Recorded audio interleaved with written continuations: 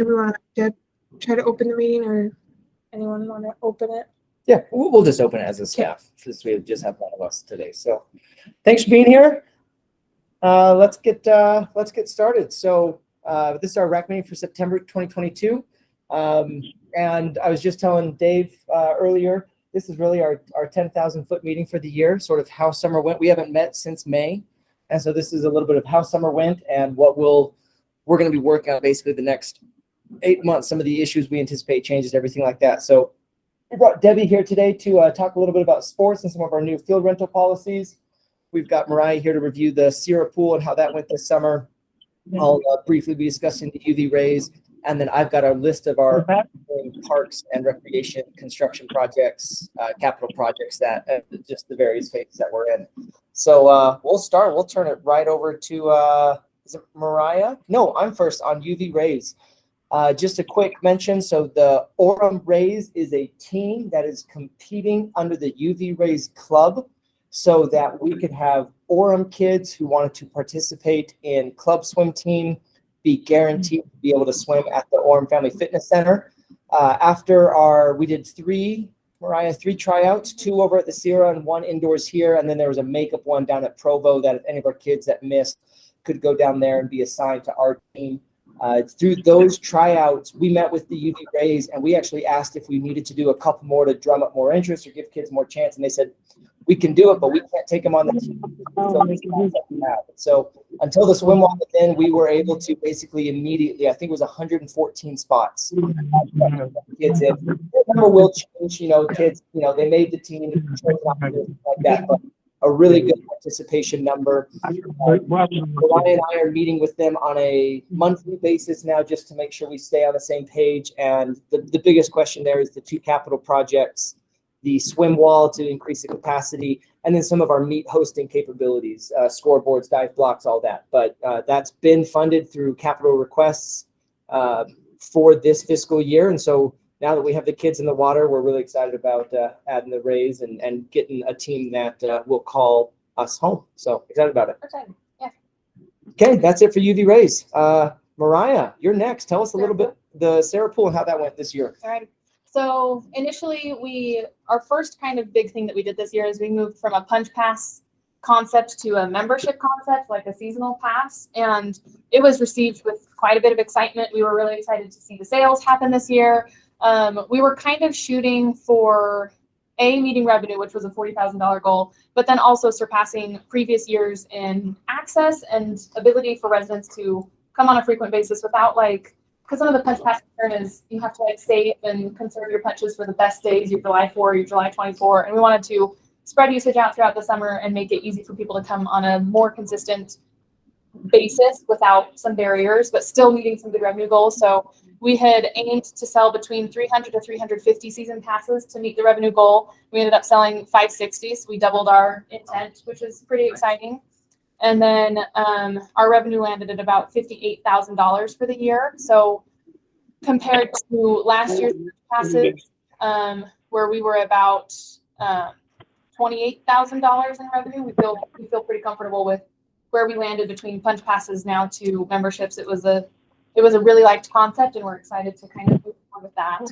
And then we were going to watch the daily admission to see if increasing access through this membership daily, whenever you want to come usage, changed the daily admission. And it did. It changed it a little bit. So we saw a decrease in daily admission sales by about 2,000, but we didn't see a decrease in revenue because we changed the pass structure and the early morning water aerobics and the member discount structure. So we ended up seeing an increase in revenue on that as well. But without really disrupting our member experience, they still got a really good discount. They were able to access a discount at the beginning of the summer and then throughout the summer as a member on the passes. So we saw increases on revenue for both aspects. And I feel like our members were really excited about it. Not all of the passes we sold membership passes. I think the ratio was about a 3-to-1. So three members to 1 non-member pass was sold throughout the season. Meaning 3 people had fitness membership and then added a Sierra onto the pool. The pool only. So we were interested in people would have interest in just the pool, and we were pretty surprised that that's what they want for is the pool, and so it worked out pretty well on both parts. So we'll anticipate doing this in future years. We're excited about it. Okay, let's, any questions on the Sierra pool for the summer? If not, we'll turn the time over to Deb and tell us about sport field changes for this fall. Well, I think we talked in our last meeting a little bit about the procedure that we had established. We're trying to just allow more people to use better fields at Lakeside, have access there. Lakeside, Palisade, and Yeah, specifically Lakeside, but targeting all three of our main sports facilities. To help make that happen, we've ordered Bluetooth locks so that we can just get codes to unlock soccer goals. We've purchased soccer goals from Celtic. We will be purchasing some goals for ourselves so that we'll be able to maintain control and upkeep of soccer goals. We did purchase a turf tank, which will allow us to take over all of the field painting. I saw that the other And day. starting this week, it's operation. we're in business. It took a little while to get it here and not the 90 days that we thought it might, but Okay. it took a month. And then we had to do a little bit of training. Mhm. But I think the park crew is excited about it. So they Cool. started this week doing all of the painting. And then with the allocation of the fields, the way we did them, we have 4 long-term new rentals down at Lakeside and a couple of short-term, just like maybe 2 weeks here, 3 weeks there, or one time. One's an adult soccer group at Palisade, 2 youth soccer groups, and a youth, youth or adult youth frisbee at Kid Frisbee. Lakeside on Thursday nights. Mhm. That actually starts tonight. So, plus we have some other groups using Lakeside that haven't been down there before. Celtic has 2 nights down there on 2 fields. What would you call Rocky Mountain? Is that a multi-sport young adult league? Yeah, and I haven't got any confirmation from them. We have a group that's desperately wanting space, but I'm not sure they're quite ready. He hasn't got back to me, but Yeah. we're hoping I have him reserved at IHC. If Basically, it's a intramural league, kind of a not attached to a not attached to college. school. Yeah, just a young adult Oh. sports. It's a What's very that, social, Provo very school? social spike ball, volleyball, Yeah. soccer. It's not dodgeball, affiliated with the kickball. school. He moved here from Colorado, tried to kind of mimic Brand a something he Rocky knew Mountain. there, Huh. and I think used So Perfect. I've heard of it. I like it. So are we using any of the Orem soccer's goals at Lakeside? we are. We're essentially renting them in exchange for a training pitch, and then instead of buying them from him, we'll just rent them. And then we'll replace them as they need to be replaced. We'll buy them. I got you. and- So I think it worked. slow roll, and Yeah. both parties were very happy with that. Felt like that was the best way to go without, because he didn't have where he would put all his. Right. So we bought the ones from Celtic at a 50% rate. They had some good ones, the ones that were about too old, we didn't buy them. And then the last thing we're doing is we're actually working with our attorneys right now. I don't even know if I told you this, on our agreements, because we've changed everything. The attorneys wanted to review and kind of rewrite some of the agreements with our quote unquote co-sponsored groups, just to reflect the changes that have been made. So those haven't been signed, although we're kind of working off of that agreement that we've got in place. So that's kind of an update. Co-sponsored programs for some of these long-term Yes, groups. yeah, not really co-sponsored anymore, but that group, those And, groups. and not to make it too rosy or peachy, but I feel like the transition has been very smooth. For the Couple most of part. couple of phone calls, couple of wait, who's supposed to do this and where do we store the soccer flags, and a couple of logistical issues, but knock on wood, I feel like Yeah. we started this process 8 months ago so that it would go smoothly, and I feel like for the most part it has. So big shout out to Debbie and her team, to Mikey, our new coordinator, who is taking the lead on some of these purchasing and logistic processes, Sean for his work over at Lakeside, helping develop the master plan over there. But it's been a really great team effort.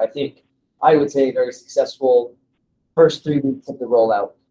Already have a lot of calls about, I think we just booked or are in the process of booking a new Labor Day event next year, which will be really exciting with a new soccer tournament and a couple other things as the word sort of gets out that we'll be able to host some of these events around our co-sponsors now that we have them further defined and all that, and that money will come into Orem and help with the economic impact, but also help with our parks maintenance operation as well, really reinvest all of that. Any questions on the sort of the fields update? Great. Next, I want to take a few minutes and go through several of our park updates. And oh, Danny, hello. Thank you for joining us today. Glad to have you here. I was just saying we're sort of doing the 10,000 foot overview of the year, reviewing the summer and going into some of our long-term stuff. So glad to have you with us today. Thank you. So I wanted to start off with the some of our playground locations. First off, the Sierra Park. We finished the installation. Our parks team finished the installation of that just a few weeks ago. They did their final checkoff earlier this week, and we have a punch list of things, you know, little pieces to fix or the slope of the slide coming in. But I think generally we're really excited about that. Again, that was one of the ones we talked about last summer. That was a sort of combined efforts between parks and arts. And so that is the James C. Christensen themed park. And so now the library is working on the placards and some of the literary components of that to finish off that park. Next is the spring water. Marissa, I'm gonna share this with you really quick. Do you mind putting this on a shared screen on the Zoom? Mm-hmm. Yeah, of course.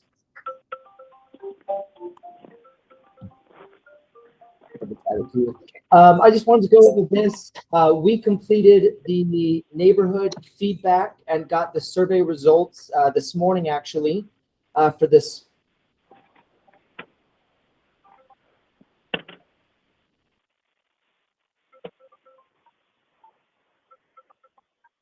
And kids, so the 2 to 5 and the 4 to 10 demographic. They wanted a lot of shade, and then they wanted a large active play area. And so after taking this to the residents, I think 46% of the residents voted for this option 3 that Mariah is hopefully pulling up. Yeah, there's some of the costs, but if you want to go to page, I want to say 2 and 3. Put on down. Now it's clicking. So you can see here, this is the option that the neighborhood sort of voted for. There are standalone shade structures, both for the parents and the children. There are shade elements built into the playground itself. And then if you want to scroll on one page, Marissa, I really like this large shade structure. It has elements that are play friendly, but a lot of it is focused on imaginative play. And so I think you have the option there, and this is where a lot of your tiniest park users will be able to come and climb and crawl, and they'll be able to do so with significant amounts of shade. So really excited with how the spring water park has turned out. With that feedback in place and with our vendor, I think we'll be moving towards ordering in the next couple of weeks to finalize the spring water. The third project is our Sharon Park, which had been designed and ordered earlier this year. That is scheduled for delivery next month. And so I don't know the install time, if that will happen before the onset of winter or if it'll wait till the 2023 spring construction season. But hopefully having that on site.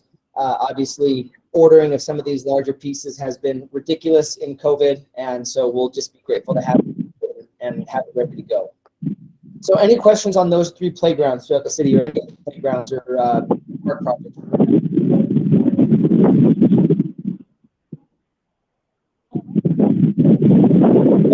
Just a quick update on Hillcrest. If you've been following, this is one of the major projects in the city right now.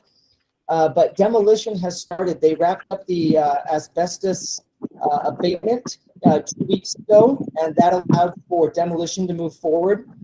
As we're working with our contractor, Bud Mayhaus, as well as our design team over at Blue Line, we know that we want to deliver a wonderful park. And some of the bid estimates and the costs have come in high.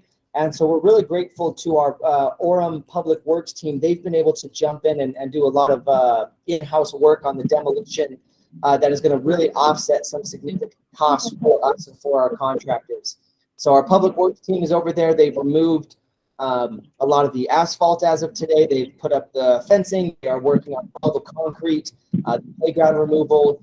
The pavilion will likely be in the next couple of days, but getting that entire site basically ready for the grading contractor. So we'll do all the demolition and some of the very, very, very rough grade. We'll have professionals do the demolition on the building school itself for the parts that are coming down that are not seismically upgraded. And then we'll have the excavation contractor.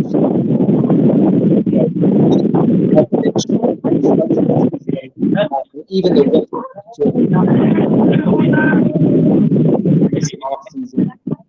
when we're ready to be working back outside again in March. We have this fall winter. There were some concerns about some of the trees that were brought to us by but I think you've done a great job identifying the keys that we can keep. We've actually been able to, since that time, add a couple more trees to the list of trees that we're able to keep. That's be mature trees in the park on day one, in addition to the hundreds of trees that they'll be adding throughout the tenant area. The current facility design has not changed a ton. A lot of the changes we've made are to simplify it to get us to a budget number that is workable for what we want to accomplish. And so finishes and materials that will help keep that cost down. But again, I think we're going to be able to deliver on a lot of the promises and a lot of the amenities that were outlined at some of the public meetings. And it's been a great process with Bud Mayhaus and Blue Line to get there. Any questions on Hillcrest?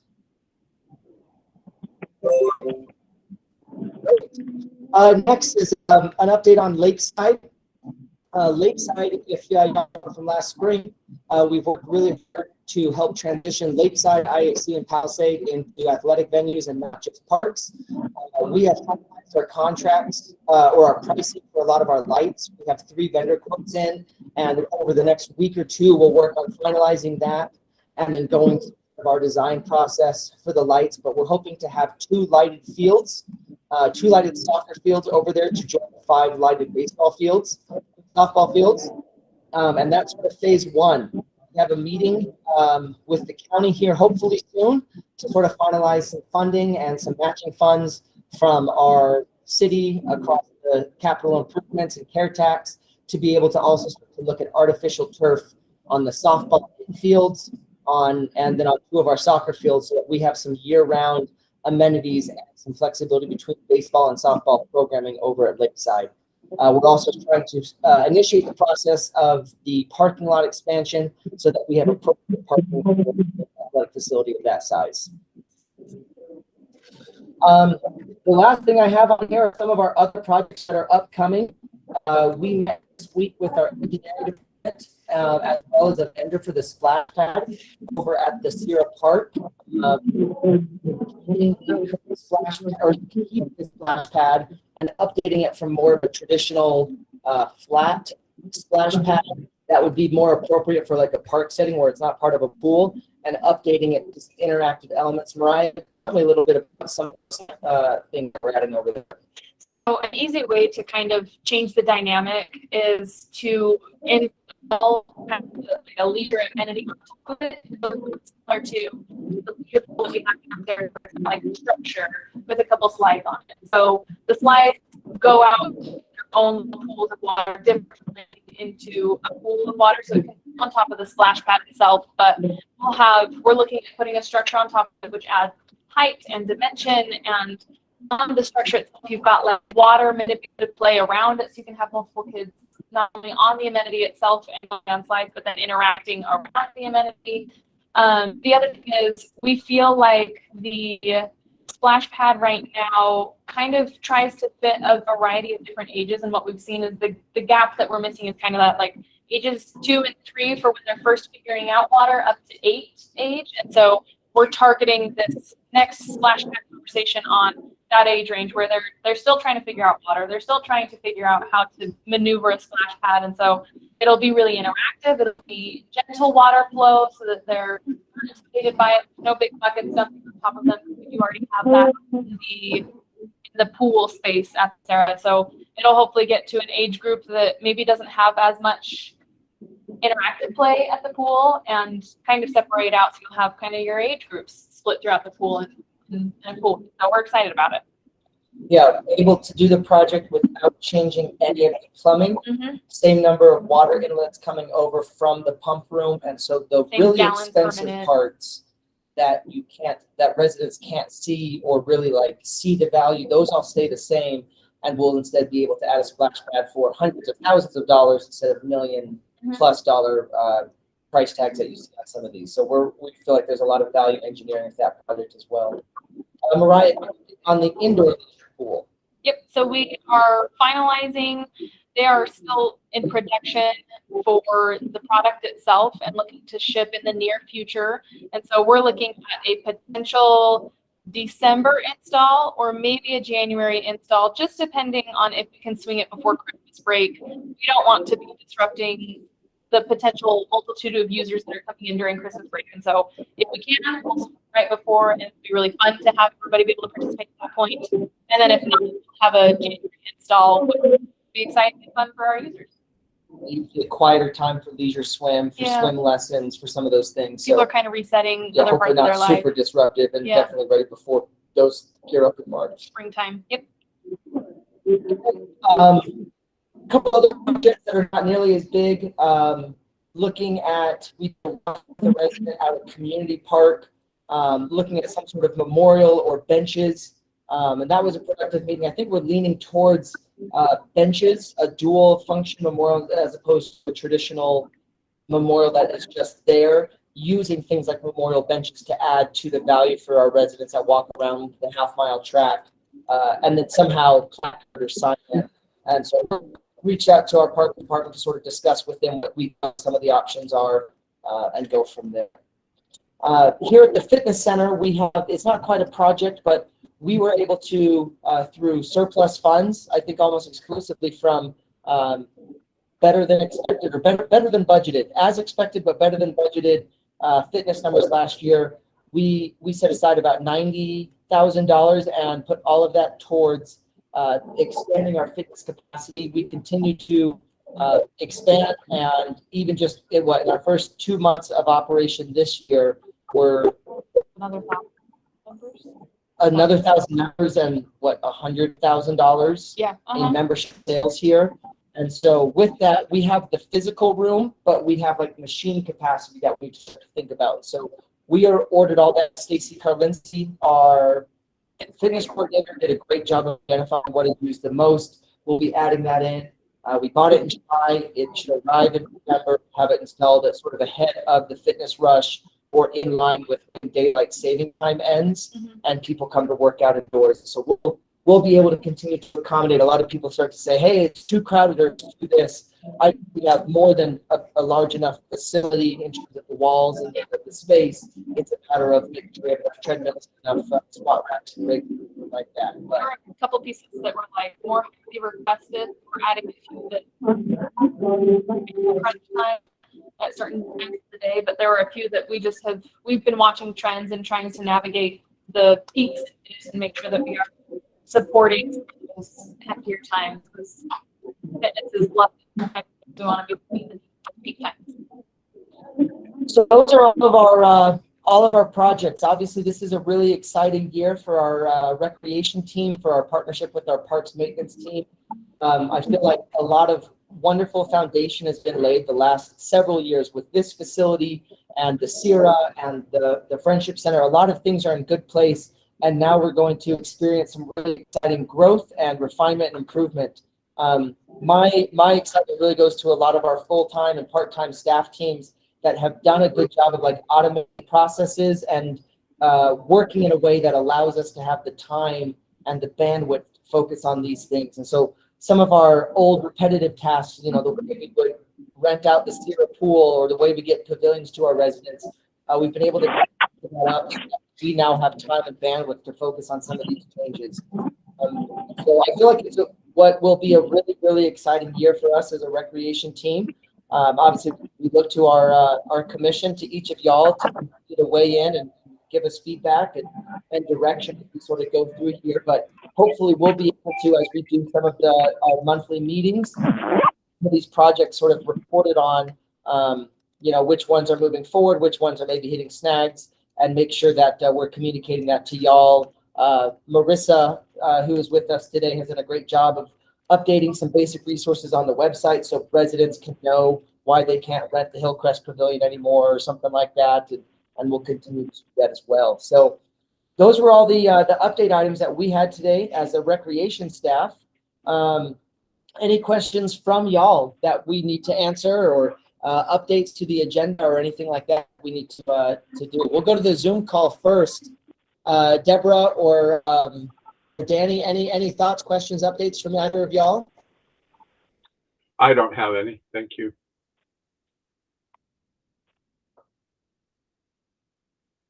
Great. Councilmember Spencer, any thoughts? No, I think you guys have been busy this year, and we've been very productive. So it's good. Great. Well, we'll make sure we'll work with Marissa to get the invites out for next month, and hopefully we'll have nothing but exciting and productive updates on each of these projects. But thanks again for joining us today. Thanks for the quick meeting, and we'll see y'all soon. Thank you. All right, thank you.